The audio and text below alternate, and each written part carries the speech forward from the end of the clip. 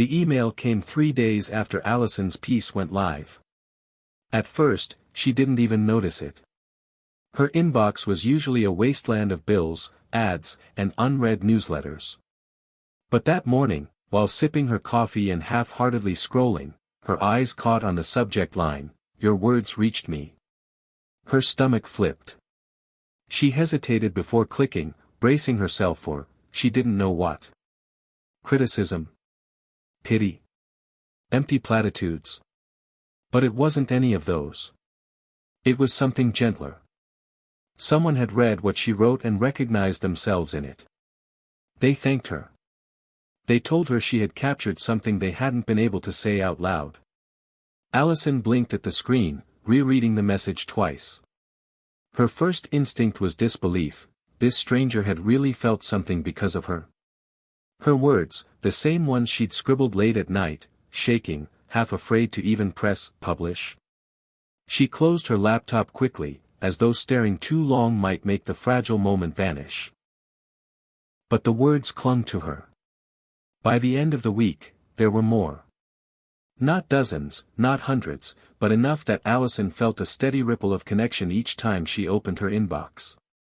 Each note was different in detail, yet eerily familiar in tone. Loss. Loneliness. The ache of missing someone so fiercely it hollowed them out. She found herself pacing the apartment after reading them, coffee in hand, trying to breathe through the weight and wonder of it. For so long she had believed her pain was singular, an island no one could touch. Now, suddenly, it had bridges, fragile but real, stretching out toward other people she'd never met. Sometimes she cried after reading. Sometimes she laughed at the strange little details people shared. Sometimes she just sat in silence, feeling less like she was shouting into a void. One night, Allison read the messages aloud to herself. Not word for word, she didn't need to, but fragments, impressions. They miss him, they can't sleep. They're afraid it will never get better. Her own voice trembled as she spoke into the quiet apartment. Hearing the words aloud made them heavier, but also truer. She caught her reflection in the darkened window, mug in her hand, hair messy, eyes swollen. For the first time, she didn't see just a grieving woman frozen in place. She saw someone standing in a chorus of voices, not a solitary echo chamber. Her days began to shift around this new rhythm. She would wake, run along the river, shower, and then steel herself before opening her inbox. Some mornings she couldn't bring herself to do it. The weight of other people's sorrow was too much when her own already pressed so hard against her ribs. But on the days she did, she noticed something. After reading their stories, her run felt lighter. The city looked less indifferent.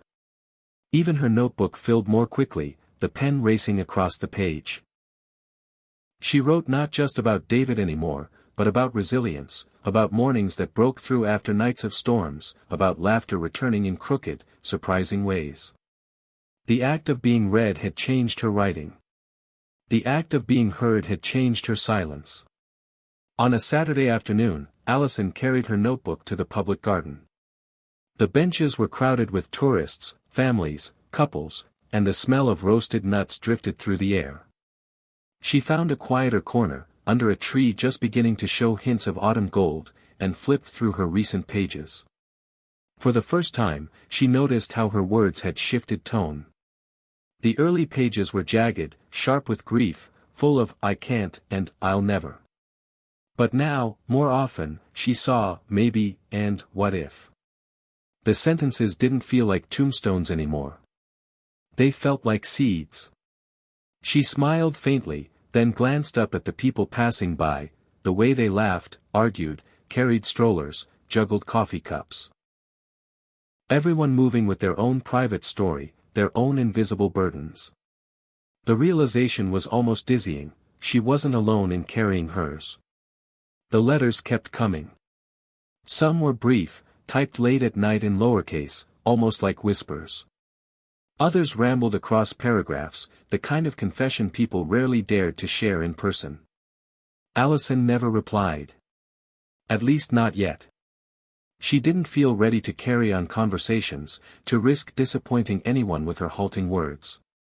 But she read them carefully, sometimes more than once, and in her notebook she scribbled fragments of responses she might one day send.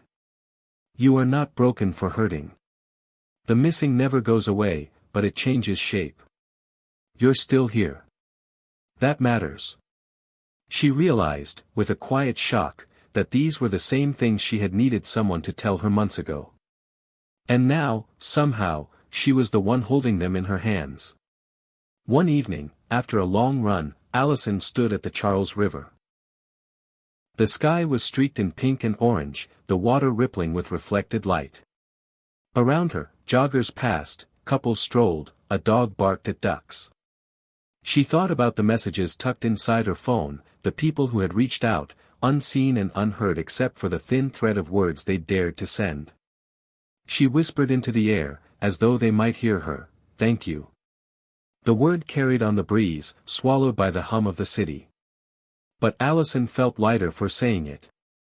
She started carrying her phone differently after that.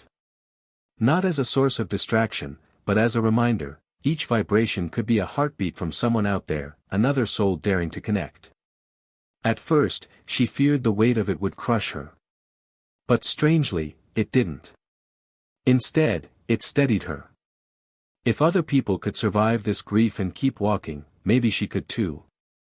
One late night, unable to sleep, Allison sat cross-legged on the living room floor with her notebook open. The apartment was quiet except for the hum of the refrigerator. She thought about all the messages she had read, all the strangers who had trusted her with their pain.